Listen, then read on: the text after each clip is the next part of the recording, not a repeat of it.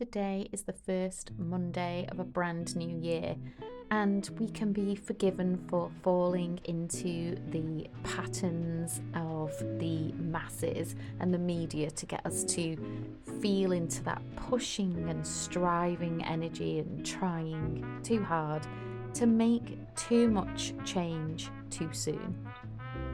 Instead, what if we choose a new way? A slower way, a gentler way, a kinder way? What if we ease our way into the new year with love and kindness, a more yogic way? Everything we do is based on patterns. Patterns and habits form over many, many years, so they take a long time to change.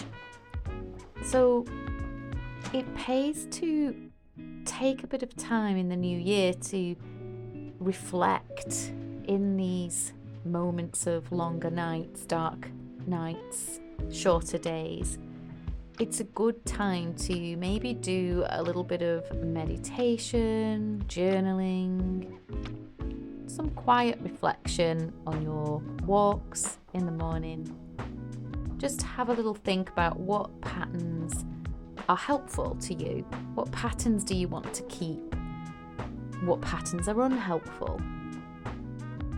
Our subconscious habits are just that, they're subconscious. So bringing a little bit of awareness up into the conscious mind is useful to just think about a few, just one or two gentle changes that you might like to make, not from a punishing and guilt way, but from a place of kindness and non-judgment. Once you have an idea of some of these patterns and habits that you want to change or you want to introduce, start to have a think about how you might do that. Make it easy for yourself to bring in these patterns that are going to serve you well in 2026 and that you are going to be able to sustain. Because if you choose just a few patterns, a few new habits here or there that are not too daunting, they're not asking too much, you're more likely to stick at them. In yoga, we call these subconscious patterns samskaras. These are like grooves on a record. They are created and reinforced over many, many years. So don't expect to be able to change and to sustain that change straight away. Be gentle with yourself. And if you do create a new habit and you do continue that habit for a few days, say you decide you want to do some yoga or practice meditation, and you do that, you create that new habit and you do it for 2, 3, 4 days even, and then you slip, you fail. Instead of thinking, oh, that's it now, I've completely failed, I'll give up, as a lot of people do. Instead, think of it like this: you built that new groove, that new habit for a few days. You created that new track. So the next time you do that, it's already there. You've already created it for a few days. So even though you might skip a few days, when you go back to that useful habit, you have already made good progress. So it was worth it. When you go back to it, it becomes a little more familiar. This is how habits are formed. Every time you do that habit that you have decided you want to create, you strengthen it. And what happens is you weaken the old habit. So say the old habit was snoozing the alarm and lying in bed longer than you might like, and you do get up, you go for a walk 3 days in a row, and then you snooze for 1 or 2 days, don't beat yourself up. Don't be hard on yourself. Try again. and be gentle with yourself. Maybe you even decide that you're just going to do your new habit 3 times a week, not even every day. That's okay.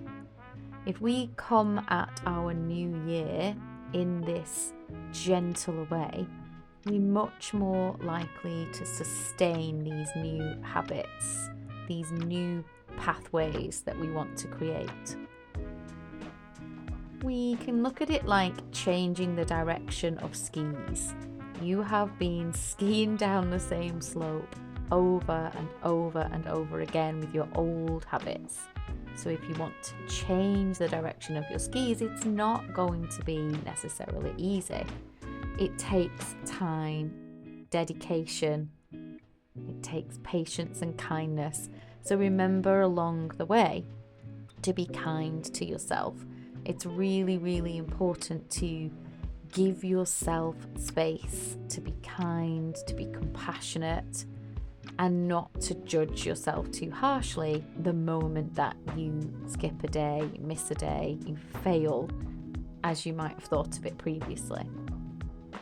Your old habits took a long time to form. They're a well-trodden, comfortable path, and our mind likes to just keep us safe, so it's so easy to be drawn back into those patterns.